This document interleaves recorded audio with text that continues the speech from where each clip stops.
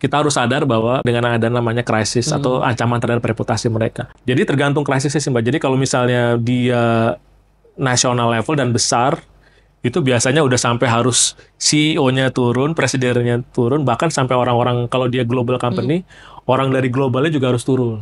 Jadi ini memang harus saling sih, antara brand sama media itu harus ketemu di tengah-tengah ya. Menjembatani apa sih keinginan dari brand gitu, apa sih keinginan dari perusahaan gitu loh. Jadi misalnya konten-kontennya juga harus siap untuk fleksibel gitu. Dia kan punya audiensnya mereka sendiri kan. Jadi brand juga harus mendengarkan media, media juga harus mendengarkan brand gitu. Gizmo Talk Podcast by Gizmology.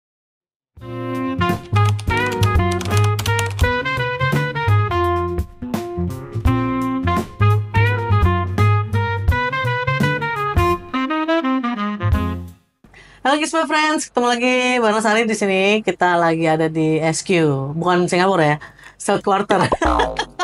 Kita di kantornya Bright Minds Communication. Narasumber kita kali ini udah pasti ada hubungannya sama Bright Minds dan industri komunikasi di Indonesia. Kita punya Pak Dodi Rohadi, CEO dan foundernya Bright Minds Communication. Udah 15 tahun ya Pak jadi di 20 PR ya? tahun lebih. Oh 20 tahun lebih ya Pak? Oh, kan di link ini dari 2009 saya lihat. yang ditulis itu karena kepanjangan. Saking panjangnya emang beneran. Kalau dilihat dari linkinnya Pak Dodi tuh buset dah. Panjang banget itu. Iya. Pernah di Maverick ya Pak ya? Ya, pernah. Maverick, Burson Marsteller, ya. Ini sobatnya narasumber kita yang sebelumnya, Pak DJ. Satu kampus kan Pak ya? Satu kampus dulu Di UI. Sastra Inggris. Sastra Inggris Oh, UI. pantesan. Iya. Udah pinter-pinter ya orang sastra ya. Pak Dodi ini kan udah berpuluh-puluh tahun gitu ya di dunia komunikasi, PR gitu. Ngurusin brand, perusahaan gitu. Emang dulu kecilnya cita-citanya jadi PR? Tentu saja tidak ya. Dulu jadi gini, aku masuk PR itu justru nggak sengaja ya. Jadi dulu tuh kan PR itu kan identik sama humas ya. Dulu namanya yang paling sering dikenal namanya humas. Humas itu identik dengan apa ya, perempuan gitu ya. Betul. Dan memang waktu zaman itu yang kuliah humas itu kebanyakan perempuan. Yang cowok tuh jarang, yang laki-laki tuh jarang. Nah, aku masuk PR itu sebenarnya nggak sengaja. Jadi karena latar belakang aku, jadi dulu pengennya jadi ini, jadi apa namanya, jadi creative director di advertising Kirain mau agency. jadi polisi dulu waktu kecil. Creative director. Iya, creative director di advertising agency. Suka banget desain gitu-gitu kan. Waktu itu sempat kuliah di UI, sempat masuk ke advertising juga. Gitu. Tapi apa namanya, belum ada kesempatan waktu itu. Nah, karena aku backgroundnya adalah bahasa Inggris, waktu itu ada temen nawarin jadi media monitoring di perusahaan PR. Oke, awalnya. Jadi aku dari basic banget tuh, dari paling awal jadi media monitoring. Media monitoring yang setiap pagi tuh kerjaannya, Mbak, karena dulu online masih belum terlalu besar, jadi print masih besar sekali. Jadi setiap pagi tuh kerjaan aku dulu ngeliatin berita-berita klien di koran. Nih kalau ada berita, diklipingin, betul. Diklipingin gitu kan. Nah, kalau udah aku bikin summary bahasa Inggris. Gitu. Nah, dari situ kemudian mulai diajak ikut meeting sama bosku gitu ya, ikut meeting sampai sekarang di dunia komunikasi. Oke. Gitu. Jadi masuknya nggak sengaja sebenarnya. Oh, masuknya nggak sengaja. Tapi kan ada basicnya juga kan itu untuk sastra. Nggak ada. Jadi cuma basicnya bahasa Inggris. Jadi waktu itu otodidak. Otodidak. Nah, waktu itu kemudian akhirnya akhirnya aku nerusin ke S1 komunikasi, dan terakhir aku lanjutin ke S2 komunikasi. Jadi memang kuliah S1 dan S2-nya, jadi waktu itu aku ngambilnya D3, kemudian S1-nya komunikasi, kemudian S2-nya juga komunikasi. Oh, berarti benar-benar sama sekali nggak ada yang mempengaruhi ya? Maksudnya nggak ada. Cuman nggak sengaja gitu masuk situ. Nggak sengaja. Oke. Sampai sekarang. Enggak. Sama sekali enggak. Karena ternyata suka dengan dunia komunikasi. Oh, tapi apa sih yang memotivasi gitu? Maksudnya apakah ada yang menginspirasi dia sampai akhirnya sekarang keterusan gitu jadi di PR. Nah, jadi komunikasi itu yang aku lihat semakin sekarang ya, ngelihat sekarang itu semakin, jadi dia fungsinya itu semakin penting. Dan nggak hanya untuk apa ya, bisnis-bisnis tertentu, tapi semua bisnis, bahkan kalau menurut aku tuh komunikasi memegang peranan yang sangat penting. Nah, kalau komunikasi itu kan juga sebenarnya bukan hanya sekedar berhubungan sama media, ya. Nah, komunikasi itu sebenarnya luas sekali. Jadi termasuk misalnya di apa namanya, ada filmnya tuh di luar negeri dulu ada namanya West Wing, ya, West Wing. Terus ada dulu apa namanya, ada filmnya juga. Jadi itu peran-peran orang komunikasi yang di Istana Negara gitu ya, di kantor presiden. Gitu. Jadi sebenarnya komunikasi itu sangat sangat luas sekali, nggak hanya urusannya dengan media saja, tapi dengan stakeholders yang banyak gitu. Nah, saya melihat peranan komunikasi sangat penting sekarang gitu, dan saya lihat memang kebutuhan kedepannya itu apa namanya, komunikasi justru akan semakin penting, semakin dibutuhkan. Iya, Gitu. oke. Tapi nggak ada yang, maksudnya momen apa istilahnya? Udah lo di sini aja terus gitu, atau Enggak, benar-benar sendiri. Oh, keputusan sendiri. oke. Dan memang enjoy ya, dan memang enjoy, dunianya saya suka karena dunia komunikasi itu bisa apa ya, mungkin kalau buat saya itu ketemu banyak orang gitu ya, terus bikin strategi komunikasi gitu buat Ngurusin perusahaan, masalah orang gitu ya. ngurusin masalah orang. Betul. Tapi kan dulu enak ya Pak, kalau misal dulu kan kerja di kayak kantoran gitu kan, Maverick gitu kan, terus di urusan Mas Taylor gitu. Terus kenapa tiba-tiba kepikiran Bikin sendiri. Ya perusahaan komunikasi sendiri gitu? Iya, iya, jadi dulu dari 20 tahun pengalaman itu sebagian besar aku habiskan di agency ya. Aku di korporasi itu pernah beberapa tahun gitu. Nah, terakhir itu aku di salah satu bank swasta internasional. Bekerja sebagai corporate affairs di sana, sebagai head corporate affairs. Terus kok ternyata dunia korporasi nggak cocok nih, gitu kan. Dengan jiwa aku yang apa ya, pengen ketemu banyak orang gitu ya. Dan kemudian apa namanya, skopnya pengen diperluas lagi, nggak hanya sekedar financial dan banking doang, tapi pengen ngurusin juga yang lain dong, kayak misalnya kesehatan, terus kemudian FMCG dan seterusnya gitu. Akhirnya kayaknya aku mau keluar aja gitu kan. Nah, kebetulan waktu itu ada temen bekas klien nawarin mau jadi investor. Gue bayarin deh lo bikin agency gitu kan. Oh boleh, daripada waktu itu kan karena pengalaman aku udah cukup panjang di agency, jadi udah tau lah agency gitu ya. Jadi aku juga udah banyak pengalaman. Nah, kenapa nggak coba ya gitu. Akhirnya aku coba apa namanya, dulu sebelum Bright Minds ya, aku bikin sendiri, ada investor. Nah, kemudian sama investorku itu mungkin sekitar 3 tahun. Sampai akhirnya aku sekarang kenapa nggak bikin sendiri aja gitu.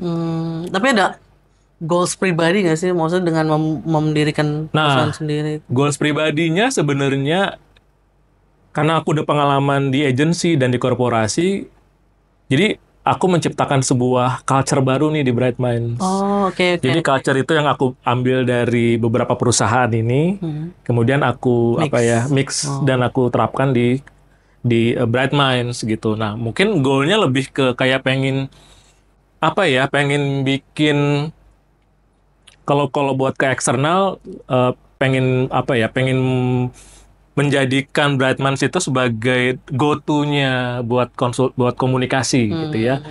Karena service yang kita berikan kan nggak hanya sekedar PR, tapi kita juga ada yang namanya GovRel, Government Relations, atau Public Affairs gitu ya. Tapi tadi ngomong soal kulturnya yang dibawa gitu. Apa aja tuh Pak? Kalau misalnya boleh tahu. Iya.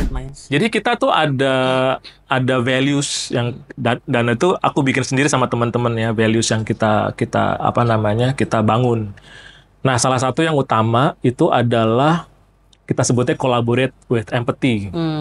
Jadi mungkin ini relevan sekali dengan waktu pandemi kemarin gitu ya. Sebenarnya kan Bright Minds ini kan kebangunnya saat pandemi ya, 2021. waktu pandemi itu kan kita merasa kayak mungkin sampai sekarang masih kesehatan mental menjadi sangat penting gitu. Ya, Jadi betul. aku tuh pengen menciptakan sebuah kantor, sebuah suasana kerja yang mendukung kesehatan mental karyawannya, Oke. tapi di sisi lain juga profesionalisme dan kualitas tidak boleh dilupakan. Tapi emang benar ya berarti ya Pak ya kalau udah jadi PR itu berarti jiwa raga lu buat klien gitu ya? Enggak juga. Enggak juga ya.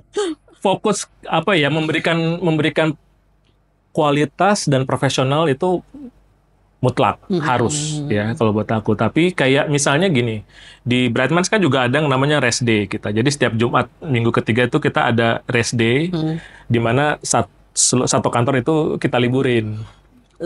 Satu Satu hari dalam seminggu. pokoknya setiap bulan, setiap Jumat minggu ketiga. Oke. Oh, Nah, 1 bulan sekali ya. Pak? Ya, nah ini apa namanya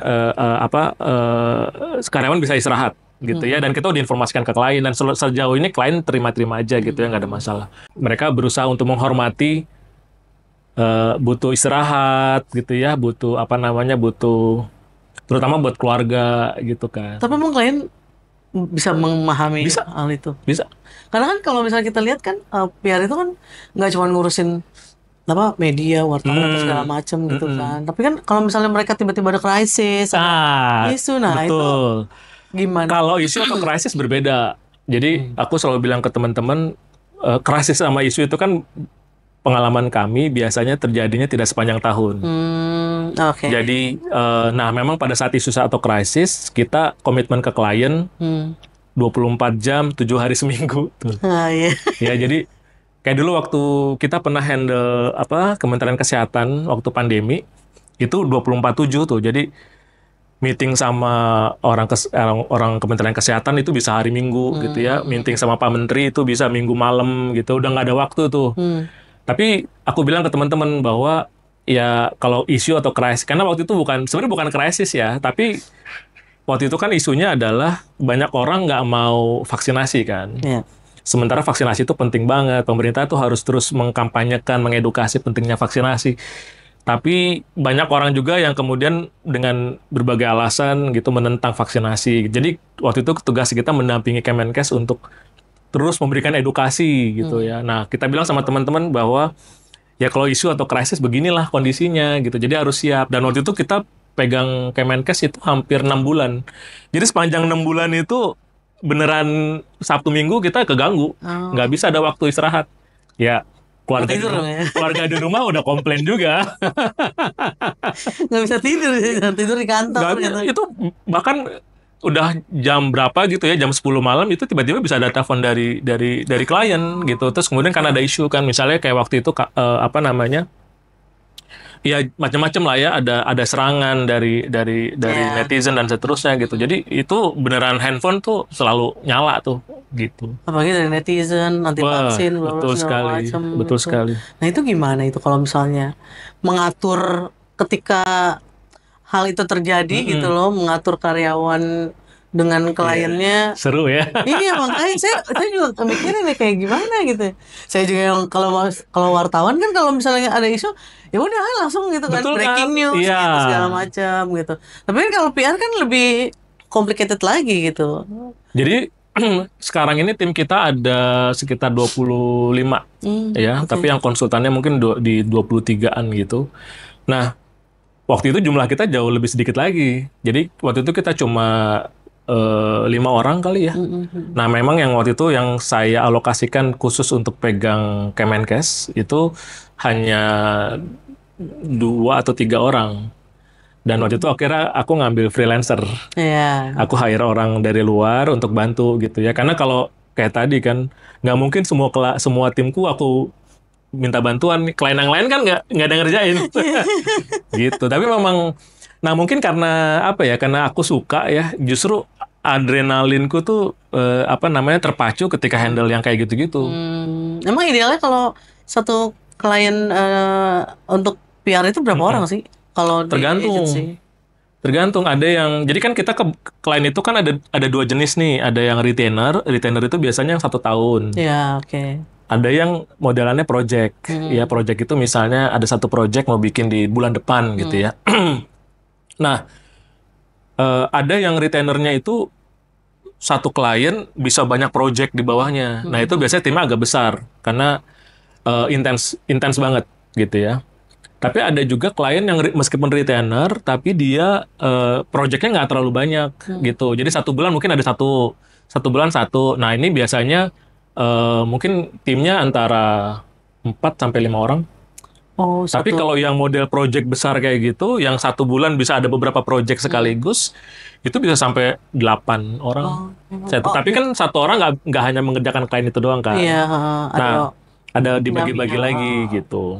Ada ini nggak sih maksudnya ketika diklasifikasikan dari perusahaan besar, Enggak. oh, kalau misalnya dia perusahaan besar nih yang handle harus banyak gitu atau enggak? Enggak, tergantung dari projectnya. Hmm. Tergantung dari tingkat kerumitan dan tingkat apa ya, besarnya si project itu. Oke. Ada satu klien, kita lagi handle ya, klien retainer dia, satu bulan itu bisa ada 2 sampai 3 kegiatan. Nah, itu butuh tim yang besar karena kan satu satu tim lagi nyiapin yang ini sementara yang ini paralel berjalan. Iya. Nah, tapi ada juga klien yang apa ya, satu bulan satu kali aja, satu bulan 2 kali gitu. Nah, itu mungkin ya itu sekitar 4 sampai 5 orang lah gitu. Oke, dari 20 tahun di dunia PR ini kira-kira ada nggak sih rumusannya gitu loh? Kalau misalnya brand tuh mau menjaga brand image-nya biar tetap kuat atau dia mau menaikkan brand image gitu, dia perusahaan baru gitu loh. Nah, itu ada nggak sih elemen-elemen utamanya untuk membangun brand perusahaan itu? Iya. Kalau aku sih ngelihatnya ada dua ya, ada dua apa namanya, ada dua hal yang perlu dilihat. Pertama adalah dari sisi audience-nya, ya. Kan setiap brand itu, ya macam-macam ya. Ada brand yang melihat bahwa target audience gue semua masyarakat Indonesia tuh target audience gue. Tapi ada juga brand yang spesifik. Misalnya produk gue hanya untuk yang Gen Z, millennials gitu. Nah, kalau dari sisi audience, kalau menurut gue yang perlu diperhatikan adalah harus relevan. Jadi harus relevan mulai dari komunikasi, cara kita ngomongnya, cara kita nulis narasinya, ya, cara kita membangun pesannya, itu harus relevan sama audience yang mau kita tuju nih, gitu. Maksudnya relevan itu adalah kita masih kayak media, ya, contoh media kan masing-masing itu punya audiensnya masing-masing tuh. Iya, betul. Nah, media buat kita, jadi misalnya kita minta tolong, ada klien minta tolong kita untuk bikin press release, distribusi gitu ya. Nah, kita kan mesti lihat dong, yang nanti membaca press release itu adalah publik, ya kan. Media kan akan menulis press release itu untuk dibaca oleh publik. Sebenarnya tujuannya bukan media, tapi target kita adalah publik. Oh, iya betul. Jadi pesan kita itu harus relevan, harus bisa dipahami dengan mudah oleh publik. Banyak klien-klien kita kayak misalnya contoh dari financial industry, industri keuangan itu kan banyak sekali. Paling simpel adalah menggunakan jargon. Ya. Iya kan. Jargon-jargon yang buat klien sebenarnya normal ya di industri itu, tapi ketika kita berkomunikasi ke publik, kan publiknya harus paham dong. Kalau bahasanya complicated, publik nggak paham, gitu. Nah, itu satu ya dari sisi audiensnya, harus relevan. Produknya harus relevan, komunikasi pesannya harus relevan, strateginya juga harus relevan. Nah, yang kedua, bagian kedua adalah channelnya. Ya. Jadi channel yang mau dipilih nih mau yang mana, gitu ya. Itu, okay. Nah, dengan adanya digital, kalau menurut aku tuh sekarang opsinya jadi makin banyak kan. Dulu media konvensional gitu, media massa itu kita dulu cuma punya print. Sekarang ada online media. Sosial media juga kayak gitu kan. Sekarang ada namanya homeless media. Ya, sekarang ada yang namanya podcast. Segala macam tuh. Jadi kalau menurut aku tuh tinggal dilihat opsinya aja. Oh, ini dari sekian banyak opsi, mana yang cocok sama audiens saya. Iya. Nah, itu yang akan saya pakai. Mungkin nggak semua apa namanya channel harus dipakai. Mungkin yang spesifik aja, misalnya ada keterbatasan budget dan seterusnya. Ya kita pilih aja ya yang mana yang relevan sama audiens kita itu gitu. Tapi sekarang kan udah tadi kan dibilang katanya media online lebih banyak lagi kan ketimbang media konvensional di zaman dulu. Berarti tantangannya juga lebih besar dong di digital sekarang Iya, dengan hadirnya banyak media online itu. iya. Jadi kalau dari sisi reputasi, kalau kita bicara reputasi sebuah perusahaan gitu ya, di sosial media ini di era digital ini sekarang tantangannya semakin besar, betul banget. Karena kan digital itu kan membuka kesempatan publiknya mereka untuk bisa ngomong langsung ke perusahaan. Iya. Dulu kan nggak ada channelnya, ya. Tapi sekarang udah mulai bisa nih. Makanya kayak ada dulu klienku tuh, gue pengen bikin sosial media, tapi gue pengennya one way aja. Jadi hanya perusahaan ngomong ke publik, Iya. tapi publik nggak bisa ngomong ke saya gitu. Nah, kita kasih apa ya? Kita kasih masukan ke mereka gitu. Kalau Anda sudah siap untuk dan mau terjun ke dunia sosial media, ya Anda juga harus siap menerima masukan, feedback dari publik. Karena kan sosial media itu kan secara apa ya? Secara dasarnya itu kan formatnya dia kan adalah two way conversation kan. Sosial media itu kan two way. Jadi ya kita punya Instagram ada kolom komen, kita punya X, ada orang bisa komen dan nge-reply dan seterusnya gitu ya. TikTok juga sama, ada komentarnya gitu. Jadi secara fungsi memang sosial media itu memungkinkan brand atau perusahaan itu berinteraksi dengan audiensnya. Nah ini dampaknya sangat luar biasa. Kalau tidak bisa memanage atau tidak bisa mengelola conversation, tidak bisa mengelola brandnya, ini dampaknya bisa, ya itulah, sekarang kan orang gampang banget ya menghujat brand gitu ya. Jadi ya itu tantangan buat perusahaan sekarang ketika mereka sudah siap untuk terjun ke sosial media, ya mereka juga harus siap untuk mengelola apa namanya masukan feedback dari sekian juta masyarakat Indonesia. Sebenarnya kan dari sekian banyak platform media ya, maksudnya media online gitu kan. Itu yang lebih efektif dan disukai klien itu sebenarnya mana? Kayak ada media online, ada media sosial media, ada sekarang ada homeless media, apa segala macam gitu loh.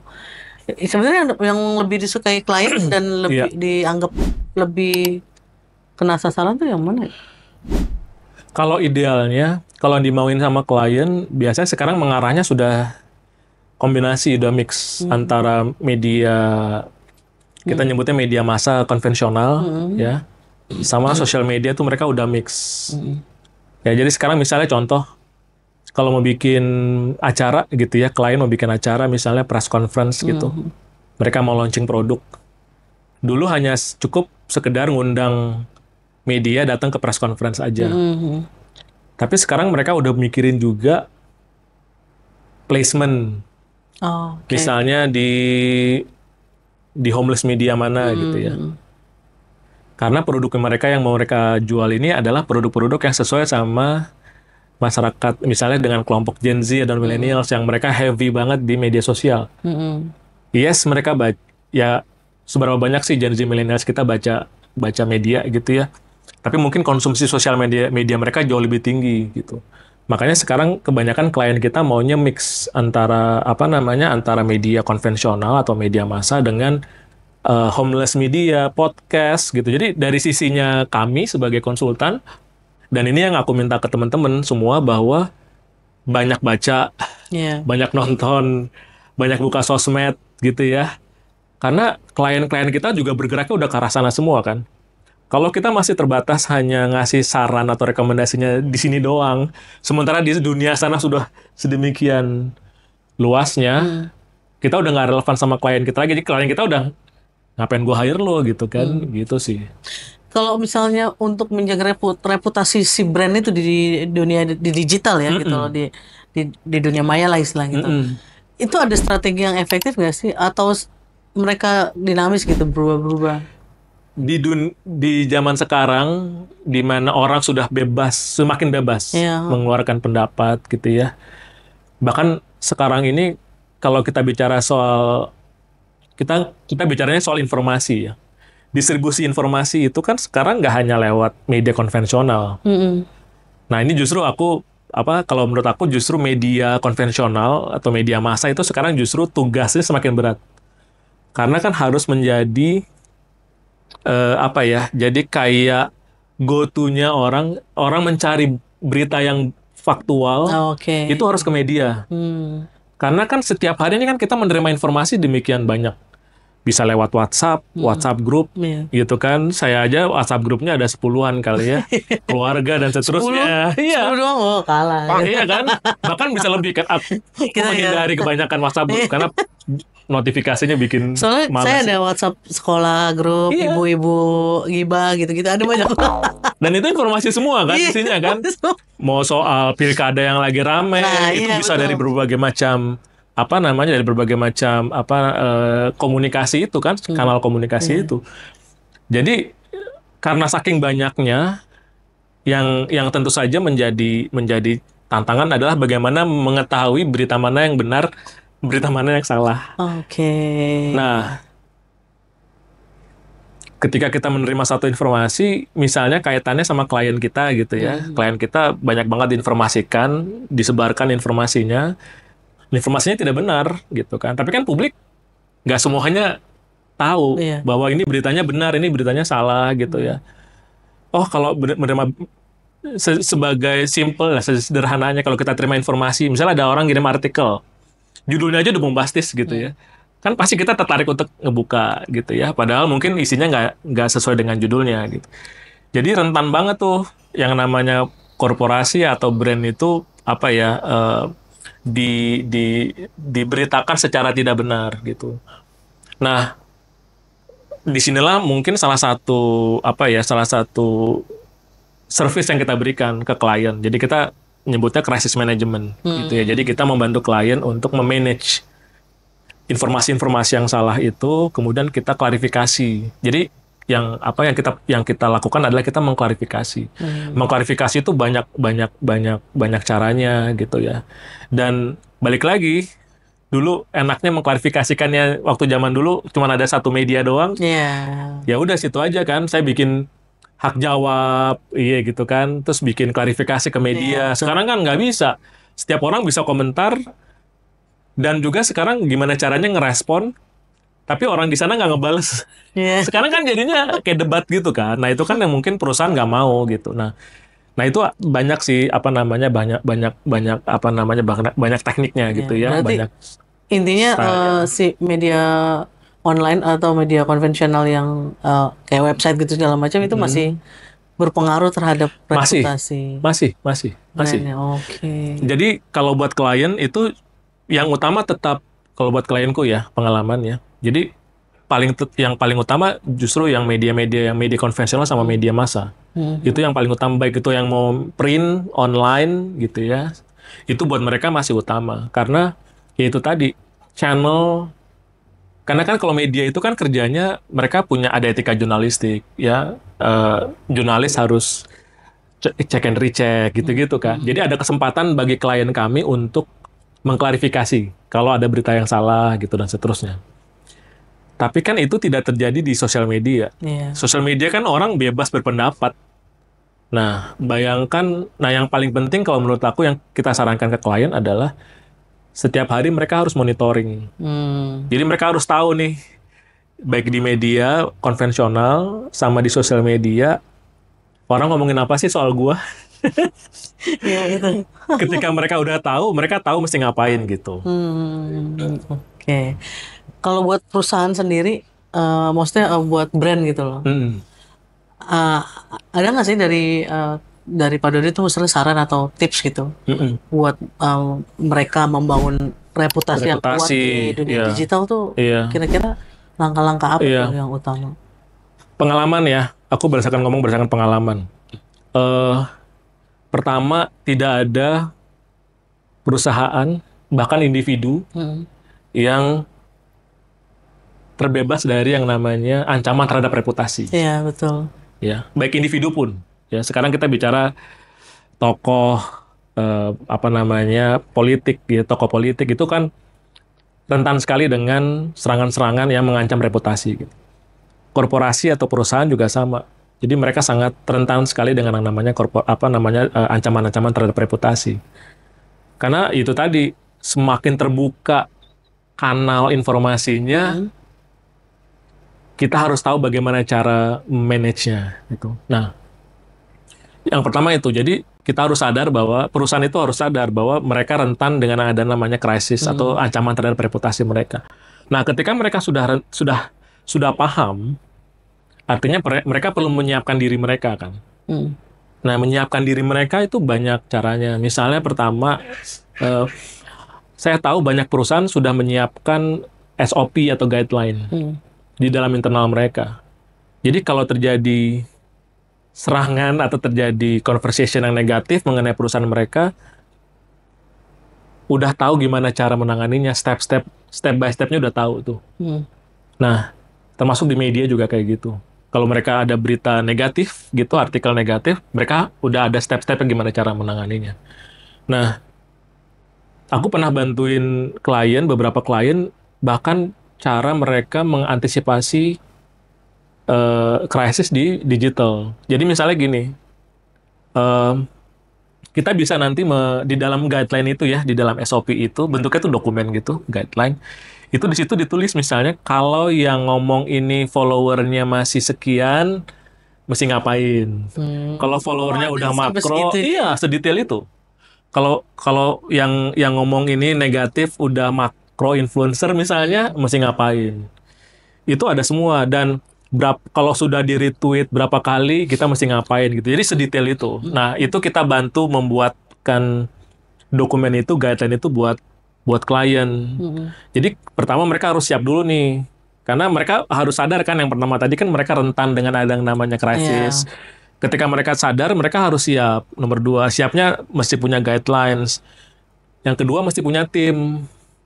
Jadi perusahaan itu harus punya tim yang khusus kalau misalnya krisis terjadi, ini timnya diturunin nih buat handle. Karena kan kalau mereka semuanya terus terlibat di krisis, yang running bisnisnya siapa gitu betul. kan. Itu ngomong-ngomong soal tim, kalau perusahaan kena krisis gitu, yang turun biasanya dari divisi. Tergantung krisisnya. Kalau krisisnya masih skala kecil, itu biasanya bisa dihandle sama tim yang kecil. Kalau krisis itu kan ada dua pilar ya. Mungkin aku cerita sedikit. Jadi ada yang namanya crisis management, ada yang namanya crisis communication. Ini kayak dua rel kereta ya. Nah, misalnya contohnya adalah ada satu bank ATM-nya nggak bisa ngambil tarik tunai, tapi seluruh Indonesia. Nah, ini kalau buat bank ini krisis. Nah, rel crisis manajemennya adalah gimana caranya si ATM itu berfungsi lagi dengan normal. Ya. Jadi itu dari sisi teknisnya. Nah, dari sisi komunikasinya, gimana caranya komunikasi ke pemerintah, segala arah ya, ke publik. Kan publik pasti panik ya. Wah, jangan-jangan ada terjadi rush. Zaman-zaman dulu kan kita pernah terjadi rush. Ya. Orang menarik uang besar-besaran. Pernah dulu. Nah, gimana caranya komunikasi ke publik sehingga masyarakat bisa tenang, nggak usah panik gitu. Jadi ini ada dua rel nih. Nah, kalau aku tuh lebih fokus yang crisis communication-nya. Kalau krisisnya besar, saya pernah handle krisis nasional. Jadi levelnya udah level nasional. Level nasional itu waktu itu kasus yang aku pegang udah sampai melibatkan presiden. Iya, tapi aku nggak bisa share ya karena very confidential. Biasanya kalau klien-klien krisis ke aku tuh kita confidential ya. Itu udah sampai di level menteri, di level presiden gitu ya. Orang yang perlu kita komunikasikan. Nah, itu semuanya harus turun tangan sampai ke CEO-nya sekalipun. CEO-nya harus muncul. Misalnya ketemu menteri, ya harus CEO-nya yang ketemu menteri gitu. Nggak boleh misalnya orang siapa ya direkturnya sih boleh, tapi kan pasti kalau level menteri lihat yang paling tinggi dong. Yang saya cari adalah yang paling tinggi siapa nih di kantor lo gitu kan. Jadi tergantung krisisnya sih Mbak. Jadi kalau misalnya dia nasional level dan besar, itu biasanya udah sampai harus CEO-nya turun, presidennya turun, bahkan sampai orang-orang kalau dia global company, orang dari globalnya juga harus turun. Itu kalau krisis besar itu sepanjang pengalaman Pak Dodi, penyelesaiannya bisa sampai berapa? That's a very interesting question.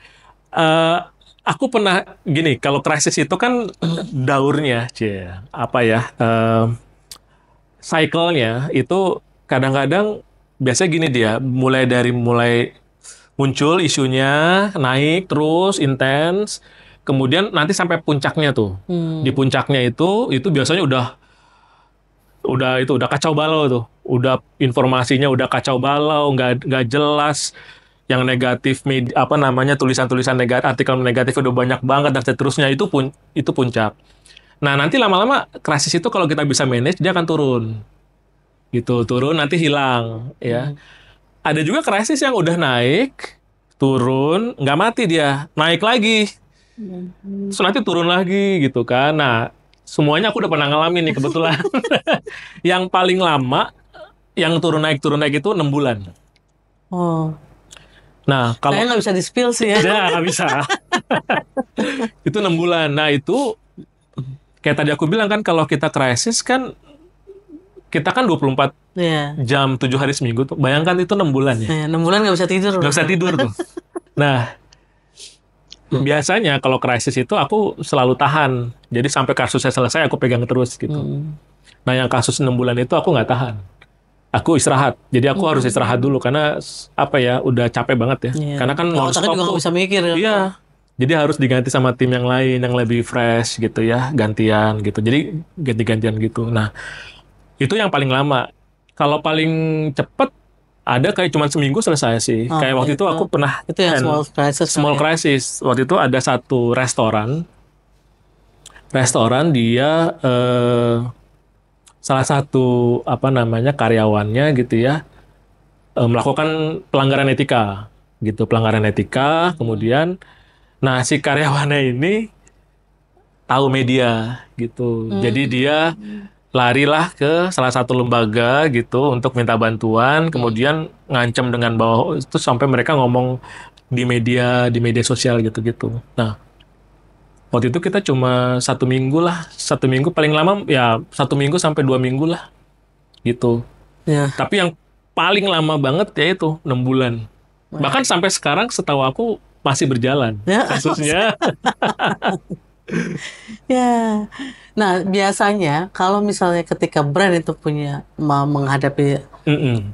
ketika ada krisis gitu atau ada ya apa negative issue ya. Mm-mm. Itu langkah pertama yang harus dilakukan tuh apa? Nah, jadi langkah pertama adalah mereka harus cari fakta dulu. Ah, oke. Jadi kan tadi aku bilang, ini lebih parah nih sekarang kita, karena informasi itu banyak. Ya. Publik bisa menerima informasi dari berbagai macam sumber. Ini aku ngobrol sama Mbak aja nih udah informasi kan, Iya, betul. modelannya. Jadi misalnya aku ngomongin, tau nggak perusahaan itu tuh jelek banget loh gitu-gitu. Ini udah sebuah informasi. Nanti Mbak bisa WhatsApp ke temennya, gue dengar dari informasi ini, katanya perusahaan ini jelek banget loh. Di WhatsApp grup. Ini nyebar kan kemana-mana gitu ya.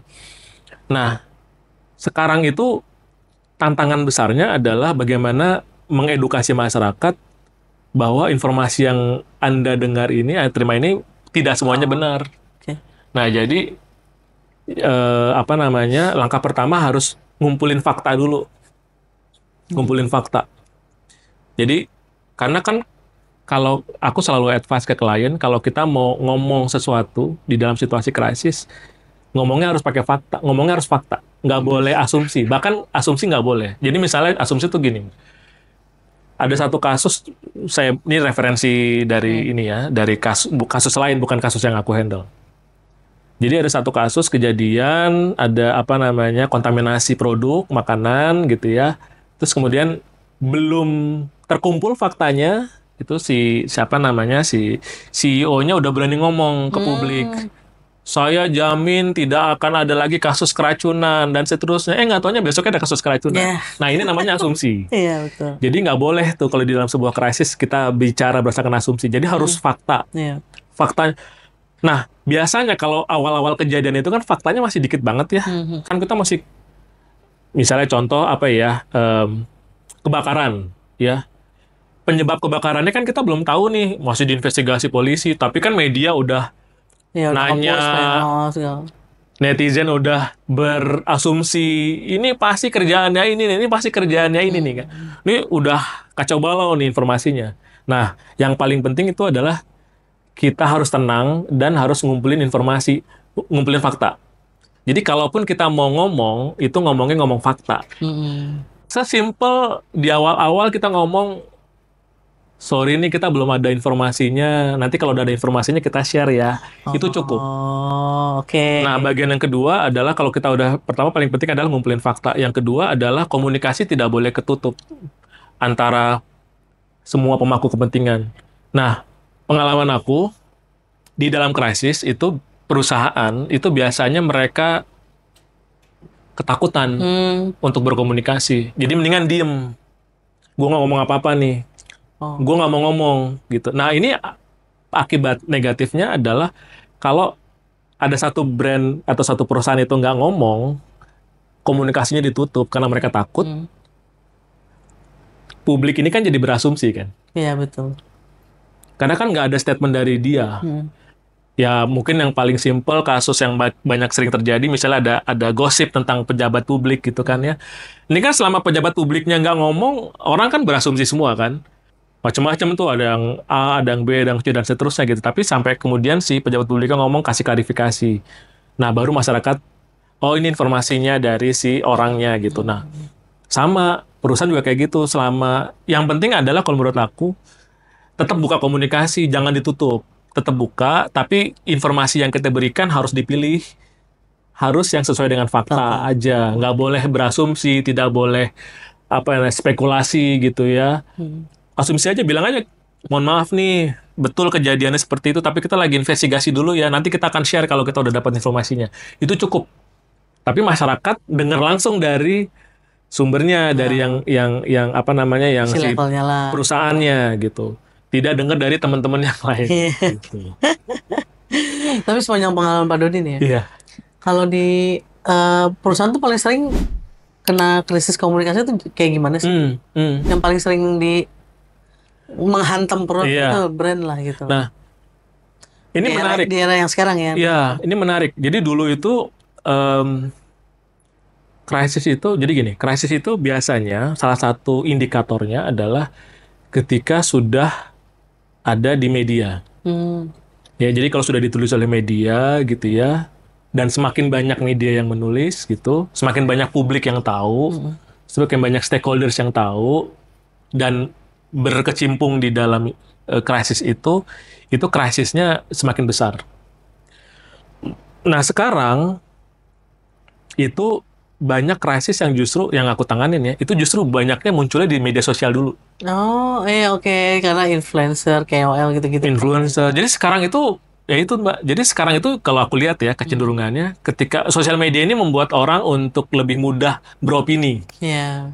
Lebih berani dan lebih mudah. Apakah kemudian opini itu benar, faktual, itu kan lain lagi ceritanya. Tapi komplain sekalipun sekarang orang udah bisa lewat media sosial. Yang penting viral dulu. Yang penting viral dulu gitu. Semakin banyak viral, follower gue semakin naik gitu kan. Nah, ini yang sambil menyelam minum air. Iya. Nah, ini justru tantangan berat buat brand karena kecenderungannya sekarang dari media sosial. Nah, baru ketika media sosial sudah naik, baru media konvensional akan ikut biasanya. Kalau dulu kebalikan. Kalau dulu tuh kebanyakan dari media konvensional dulu naik, baru publik berkomentar. Iya, betul. Stakeholder lain berkomentar. Sekarang dibalik. Jadi kebanyakan kalau yang pengalaman aku justru publik dulu berkomentar lewat media sosial, baru nanti media-media konvensionalnya ikut memberitakan gitu. Nah, itu biasanya klarifikasinya di media sosialnya itu langsung atau macam-macam. Tekniknya beda-beda. Ada yang cukup kasih satu statement di media sosialnya brand itu, perusahaan itu. Ada yang harus kalau wartawannya nanya baru kita kasih jawabannya. Tergantung kejadiannya, tergantung eskalasinya ya, peningkatannya gitu. Strateginya biasanya macam-macam, beda-beda itu. Jadi satu krisis itu strateginya dan plannya nggak bisa diaplikasikan untuk kasus yang lain gitu, Mbak. Jadi harus sesuai dengan jenis krisisnya, eskalasinya. siapa yang terlibat gitu ya. Krisis di financial industry, di industri keuangan itu berbeda dengan krisis di FMCG misalnya. Oh ya. Karena kalau di financial industry itu khususnya di pemangku kepentingan pemerintahnya kan beda nih. Ini ada OJK, ada BI, dan Kementerian Keuangan gitu. Iya. Sementara kalau FMCG misalnya itu ada macam-macam, ada BPOM. BPOM, ada perindustrian, perdagangan dan seterusnya. Nah, masing-masing ini kan beda-beda nih. Biasanya kalau industri industri keuangan kan mereka punya peraturan dari OJK. Jadi kalau ada apa, contoh misalnya tadi aku cerita ya soal ada ATM ngaco gitu, Iya. ada ATM-nya nggak bekerja seluruh Indonesia. Itu kalau sampai OJK nggak tahu duluan, Mbak, itu bisa marah. Maksudnya mereka bisa, kok saya nggak dikasih tahu? Apalagi mereka taunya dari media gitu. Mereka karena ada prosedurnya. Oh. Gitu. Nah, itu semua biasanya ada peraturannya. Nah, di FNCG juga ada peraturan sendiri, beda-beda. Gitu. Setidaknya yang pemangku kepentingan itu harus diberitahu lebih dulu. Betul. Nah, itu pentingnya yang aku bilang tadi, komunikasi. Krisis komunikasi itu di situ perannya. Gimana caranya ketika Terbuka ke kita semua ya. ketika kita lagi ngebenerin krisisnya, ngebenerin teknisnya, kita nggak boleh diem gitu. Sebenarnya kalau misalnya menangani krisis image kayak personal image gitu kan, individu gitu, Iya. dengan brand gitu, itu beda nggak sih? Beda banget. Sangat beda. Aku sih terus terang belum pernah handle perorangan ya, individu. Dulu memang sempat bantuin beberapa kandidat politik waktu itu zaman dulu ya. Tapi memang kalau itu kan lebih ke membangun citra ya, membangun reputasi. Tapi ketika kita memanage isu individu, aku belum pernah punya pengalaman. Tapi aku bisa yakinkan bisa berbeda sekali ya. Karena kalau corporation atau brand itu kan mereka punya produk misalnya. Ya, produk ini kan dinikmati oleh masyarakat. Ya, apapun itulah. Jasa maupun produk ini kan dinikmati oleh masyarakat. Artinya ada produk dan layanan mereka yang bersinggungan langsung dengan publik. Kalau individu mungkin karena mereka tidak punya produk dan layanan yang dinikmati langsung oleh masyarakat gitu ya. Mungkin kecuali pejabat publik ya, di mana ada kebijakan yang mereka keluarkan itu impact ke publik, nah itu berbeda ya. Tapi ketika produk atau brand itu terkena krisis, kan ada produk dan layanan mereka yang dinikmati langsung oleh publik, dan ini tentu saja mereka perlu bergerak lebih cepat. Tantangannya lebih besar, karena kalau segera tidak ditangani dengan baik,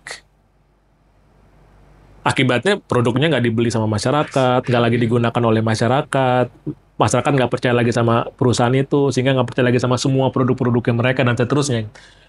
Nah, kalau individu mungkin lebih tidak reputasinya hanya ke diri individu aja, kecuali memang dia mewakili pejabat, pejabat publik mewakili institusi. Nah, itu kalau menurut saya nggak bisa dipisahkan ya. Jadi apapun yang terjadi dengan apa yang dilakukan, itu mewakili institusinya gitu. Berarti nanti nggak menutup kemungkinan kalau ada pejabat publik yang mau hire Pak Dodi, boleh? Boleh. Ya kali jadi di antara 50 jubir presiden itu. Tapi tertarik ke situ, Pak? Saya dari luar aja. Enakan kerja sekarang, kayak sekarang. Ya. Enakan saya bantu, kayak waktu aku bantu Kemenkes gitu ya, aku bantu dari luar kan. Aku tidak di dalam Kemenkesnya gitu. Tapi memang kerja intens dulu dengan orang-orang internalnya dari Kemenkes gitu ya, dan kita punya akses untuk ngasih saran ke mereka, ngasih rekomendasi ke mereka. Aku lebih suka kayak gitu. Kalau di dalam itu mungkin banyak batasan kan ya nanti. Kalau aku kan orangnya lebih suka ketemu banyak orang. Terus kemudian aku lebih suka kliennya tuh banyak gitu, kayak ada yang dari klien kita nih sekarang, ada yang dari financial industry, ada yang dari FMCG, ada yang dari healthcare, ya macam-macam. Aku suka tuh yang kayak gitu-gitu. Jadi industrinya banyak, aku belajar banyak gitu ya. Betul. Nah kalau di dalam aku mungkin karena satu banyak boundaries, ya banyak batasan-batasannya, gitu. Aku lebih baik bekerja dari luar aja, gitu. Tapi ada satu fakta menarik nih. Pak Dodi ini Apa tuh? istrinya sama-sama PR juga. Ini saling menginspirasi atau gimana nih, Pak? Kebetulan enggak. Kebetulan waktu itu ketemunya di agency. Jadi ketemunya di agency, PR agency waktu itu. Ya udah dari situ kemudian ternyata dia, nah cuman dia beda sama aku. Jadi kalau aku tuh lebih ke, kalau tadi aku bilang komunikasi itu kan banyak cabangnya. Iya. Nah, kalau aku tuh lebih suka di komunikasi korporat. Jadi yang sifatnya serius-serius. Iya. Kalau kata istriku tuh, lo tuh sukanya serius-serius.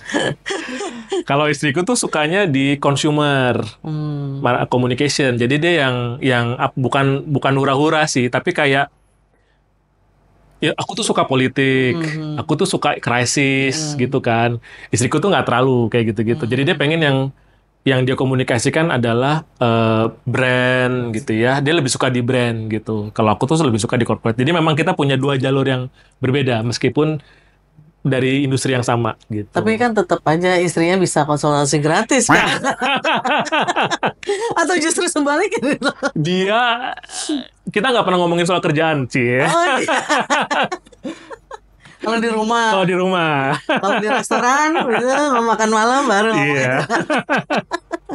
Tapi nggak ada konflik interest ya Pak, maksudnya karena kan kalau nggak salah istri Pak Doni kan suka di perusahaan kan, di company kan, gitu.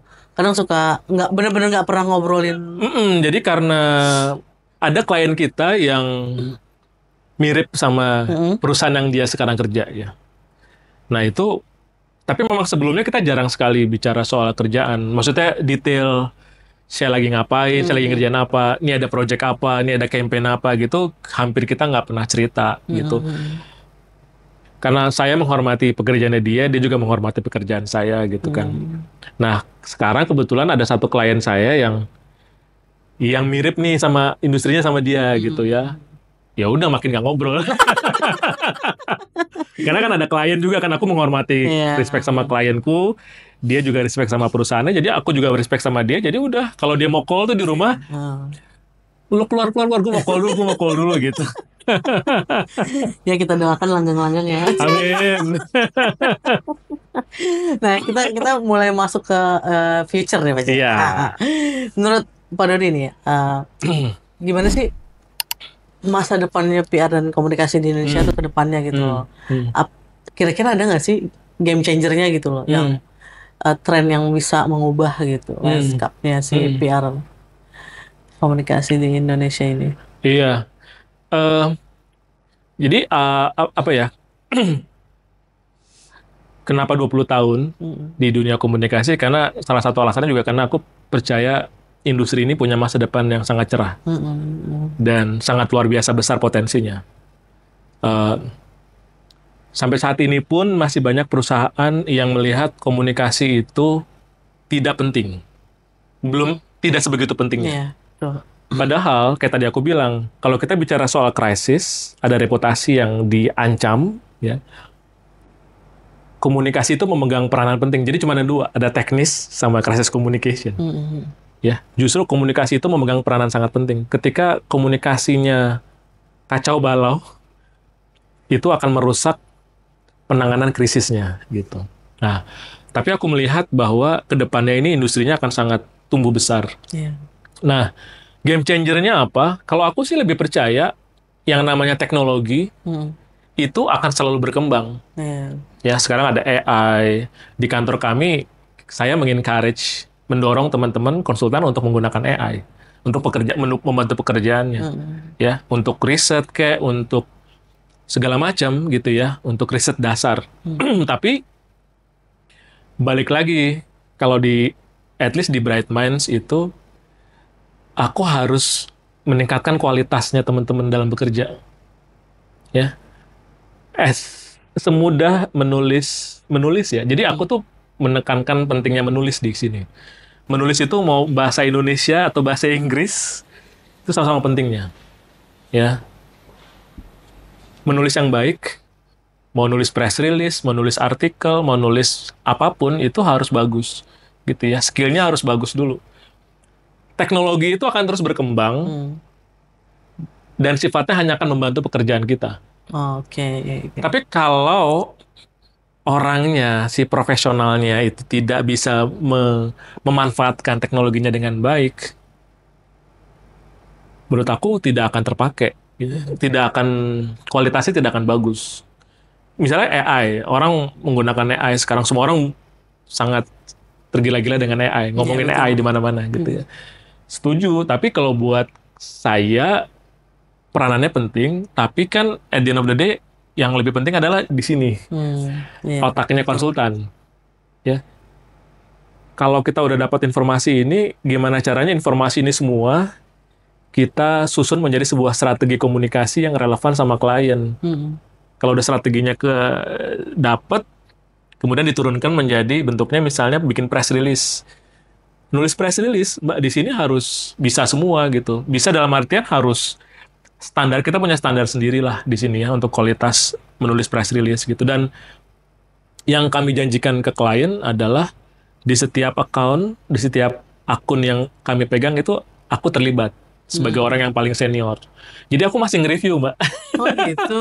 Masih nge-review dokumen, masih nge-review pekerjaan, masih ketemu sama klien.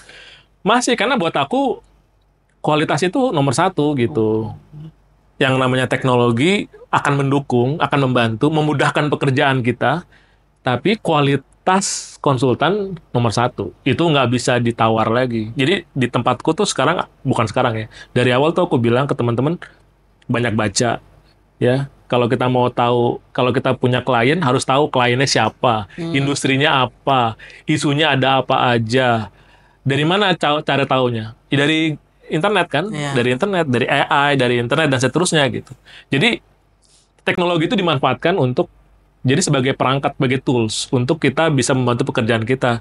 Tapi balik lagi, yang fokusnya di otaknya teman-teman gitu. Gimana caranya mengemas informasi itu bisa bermanfaat untuk klien. Nah, kalau untuk industri sendiri, menurut aku kedepannya pasti aku melihatnya komunikasi akan semakin dilihat sebagai semakin penting oleh perusahaan, karena tantangan ke depannya kan tidak semakin mudah, justru semakin berat, sehingga komunikasi akan lebih dilihat lebih penting lagi dibandingkan yang sekarang-sekarang. Dan komunikasi itu luas sekali, jadi ke depannya aku lihat juga akan semakin banyak turunan-turunan dari komunikasi yang akan terus berkembang. Berarti di Brightmind walaupun pakai bantuan AI dan untuk big data segala macam, tetap harus ada campur tangan manusia di situ. Harus, mutlak. Jadi aku setuju banget AI ya bermanfaat buat kita semua. Bahkan jadi waktu pertama kali AI masuk di Indonesia, maksudnya udah mulai diperbincangkan di Indonesia, aku bahkan mengundang speaker dari luar, maksudnya dari eksternal, untuk bicara soal khusus tentang AI. Dan bagaimana aplikasinya ke dunia komunikasi gitu. Biar teman-teman kebuka pikirannya bahwa, oh iya, ini manfaatnya buat gue ini. Tapi, balik lagi, orang ini harus jago dulu nih. Kan, oke, gue udah dapat semua informasi, gimana caranya informasi itu bisa gue rangkai, gue olah, strategi komunikasi yang menjadi baik. Gitu. Lagi pula kan kalau komunikasi kan ngomongin manusia dengan manusia kan? Bukan manusia dengan mesin. Nah betul Mbak, kayak misalnya itu customer service gitu ya. Aku dari beberapa klienku kan dari industri keuangan dan FMCG gitu ya. Mereka mengakui gitu, meskipun mereka udah punya mesin gitu ya, mesti udah punya segala macam, semuanya serba teknologi. Itu nasabahnya mereka atau konsumernya mereka itu masih pengen ketemu manusia, masih pengen ngomong sama manusia. Jadi kita nyebutnya human technology. Jadi teknologi itu ada manusia di baliknya gitu. Nah, kalau untuk 3-5 tahun ke depan tuh, kira-kira gambaran Pak Dodi itu tantangan apa sih yang bakal dunia komunikasi? Iya, betul. Iya, bakal dihadapi industri komunikasi. Iya, kalau dari sisi perusahaan, kalau menurut aku, perusahaan akan semakin sadar pentingnya untuk punya sistem atau mekanisme untuk membela diri. Membela diri dalam artian bagaimana caranya menangani krisis. Bagaimana caranya menghandle ketika ada indikasi mereka akan terkena krisis gitu ya. Jadi mereka udah semakin sadar tuh. Nah, ketika sudah semakin sadar, mereka akan semakin melihat pentingnya komunikasi sebagai salah satu pilar penting untuk menjaga reputasi mereka. Nah, ketika mereka sudah sadar, service mengenai layanan. Jadi mereka akan lebih, perusahaan-perusahaan ke depannya itu kan ada beberapa perusahaan mungkin yang akan lebih fokus cari servisnya. Jadi kalau sekarang mungkin banyak perusahaan yang maunya generik gitu ya. Iya. Saya maunya perusahaan komunikasi yang bisa ABCDE gitu misalnya. Tapi mungkin ke depannya karena semakin banyak tantangannya, mungkin mereka butuh yang lebih spesifik nih. Misalnya, oh saya butuh kamu, ini ada klien kami. Jadi salah satu layanan yang kami berikan ke klien adalah public affairs. Public affairs itu bagaimana caranya perusahaan itu membangun hubungan baik dengan pemerintah. Macam-macam kebutuhannya, ada untuk simple as gue mau ngundang pemerintah dong hadir ke acara gue. Gue mau ngundang pemerintah dong buat ngomong di acara gue. Terus kemudian gue mau bikin partnership sini sama pemerintah, bantuin gue dong gitu ya. Nah, ini ada klien kami yang hanya khusus minta itu. Ada klien kami juga yang khusus minta, ini mau Februari kemarin election nasional ya Mbak, pemilu nasional itu, presiden. Itu ada klien kami yang khusus minta bantuan kita untuk memberikan insight outlook. Ya. Ini presidennya siapa ya? Dari calon-calon ini, gue mau tahu programnya apa saja. Terus kemudian prioritasnya mereka yang mana. Terus kalau udah tahu programnya, ada nggak relevan sama program gue gitu. Gimana bisa gue kerjasama dengan pemerintahan yang baru dan seterusnya gitu. Jadi kalau menurut aku ke depannya itu ada beberapa perusahaan akan semakin niche mintanya ke kita. Jadi nggak generik gitu. Okay. Karena kan tantangannya juga semakin besar.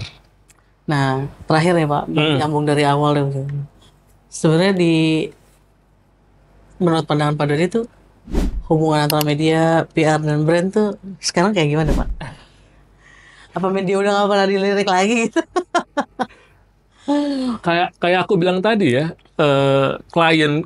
aku bicara klien-klienku ya, itu mereka masih melihat media penting. Okay. Ya.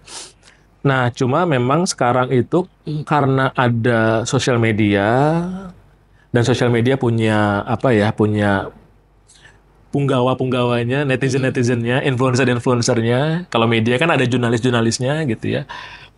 Ya sekarang tinggal di-spread aja, tinggal disebar aja. Dan ini kalau menurut aku justru kalau sebagai brand, sebagai perusahaan, itu aku melihatnya ini sebuah perkembangan yang sangat positif. Opsinya kan makin banyak. Dulu aku komunikasi ke publik, komunikasi audiens hanya lewat media konvensional. Sekarang ada sosial media. Tapi mereka tidak melupakan media kok. Gitu. Jadi mereka tetap banyak klienku yang hampir semua klienku tuh masih ngundang media, ngundang bikin press conference, terus kemudian distribusi press release gitu masih. Tapi juga mereka minta kita untuk kalau sosial medianya gimana ya? Kita perlu engage influencer nggak ya? Kita perlu kita perlu placement nggak ya? Kita perlu partnership nggak ya sama homeless media misalnya gitu. Jadi sekarang dari sisi kami dan dari sisi klien melihatnya lebih yang tadinya begini, sekarang udah begini, Mbak. Tapi semuanya masih penting buat klien. Paling terakhir Pak, ada tips nggak sih? Tapi buat media, buat teman-teman media. Karena di sini kan media online banyak kan ya. Apalagi di ranah teknologi itu banyak juga tuh media teknologi gitu. Apa sih saran atau tipsnya dari Pak Dodi gitu? Biar media tuh bisa survive, bisa istilahnya dilirik brand lah gitu. Pertama, harus bisa ngikutin perkembangan zaman juga. Jadi misalnya, aku tahu beberapa media itu sekarang sudah besar juga di sosial media. Jadi mereka punya kanal-kanal di sosial media. Ya, jadi nggak hanya mengandalkan dari kanal yang konvensionalnya saja, yang mass medianya, tapi juga mereka sudah mulai punya akun-akun media sosial sendiri. Nah, ini menurut aku salah satu hal yang harus dilakukan, ya. Nah, sekarang gimana caranya strateginya untuk membuat konten-konten di sosial media itu sustainable, berkelanjutan, nggak hanya one off, karena kan itu caranya juga untuk mendistribusikan informasi kan ya. Iya, betul. Gimana caranya bisa relevan sama audiensnya, karena kalau sosial media mungkin sekarang kita aimingnya lebih ke Gen Z, millennials gitu-gitu. Harus konten-konten itu harus relevan. Aku tahu ada beberapa media bahkan ada yang membagi redaksinya menjadi dua. Ada yang khusus buat yang konvensionalnya, ada yang khusus buat sosial medianya. Oke, iya ada. Ada yang menyatukan. Jadi jurnalis harus bisa bikin berita, harus juga bikin konten media sosial. Tapi kedepannya harus seperti itu sih kalau menurut aku. Nah yang kedua, ini pengalaman ya Mbak, buat klien juga nyari komunitas. Oke. Ya, Ya, ya. ada beberapa media tuh sekarang udah semuanya ada all in. Jadi enak tuh. Oke. Kalau aku masuk ke media itu, aku ditawarin semua paket. Mulai dari beritanya gue ditulis, konten sosial medianya gue dapet, komunitasnya gue dapet. Jadi semuanya ditawarin. Jadi aku nggak usah repot-repot milih. Maksudnya nggak usah repot-repot nyari di tempat lain. Ya, ya, ya, betul, betul. Jadi menurut aku Semuanya sekarang media harus seperti itu. Harus Kalau nggak ada, Pak, iya. Komunitas itu penting. betul. Komunitas itu penting. Nah, satu lagi mungkin aku selain itu ya, selain apa namanya kanal media sosial, kemudian juga harus punya komunitas. Apa ya? Yang paling penting juga yang aku lihat adalah kita tuh butuh ini Mbak, apa namanya? Media itu sekarang, jadi ini memang harus saling sih antara brand sama media itu harus ketemu di tengah-tengah ya. Ya mungkin saya nggak tahu strateginya seperti apa, tapi mungkin yang bagian medianya, yang bagian konvensionalnya mungkin seperti selama ini, tapi mungkin media sosialnya harus apa ya, bisa ikut menjembatani apa sih keinginan dari brand gitu, apa sih keinginan dari perusahaan gitu loh. Jadi misalnya konten-kontennya juga harus siap untuk fleksibel gitu. Saling mendengarkan lah ya. Iya, brand juga sama. Karena kan media kan punya audiensnya mereka sendiri kan. Jadi brand juga harus mendengarkan media, media juga harus mendengarkan brand gitu. Nah, kalau di bagian media konvensionalnya, kalau menurut aku, kalau memang itu mau dijadikan sebuah tempat yang misalnya kultus gitu ya, yang harus fokus idealis gitu, menurut aku sih nggak apa-apa. Tapi berikan juga kesempatan forum-forum lain, channel-channel lain yang brand bisa masuk gitu. Oke. Jadi Ambil fleksibel. fleksibel. Dan kan banyak media sekarang udah punya podcast juga misalnya. Nah itu silakan tawarkan ke brand gitu. Anda mau branding silakan gitu kan. betul. Nggak apa-apa, tapi apa namanya yang di konvensionalnya jangan ya gitu misalnya. Itu silakan sih, itu tergantung medianya. Berarti kita udah di jalur yang benar. Di jalur yang benar. Oke, insight yang sangat menarik sekali Pak Dodi. Terima kasih banyak atas sudah mau meluangkan waktu buat ngobrol-ngobrol sama Gizmo Friends juga.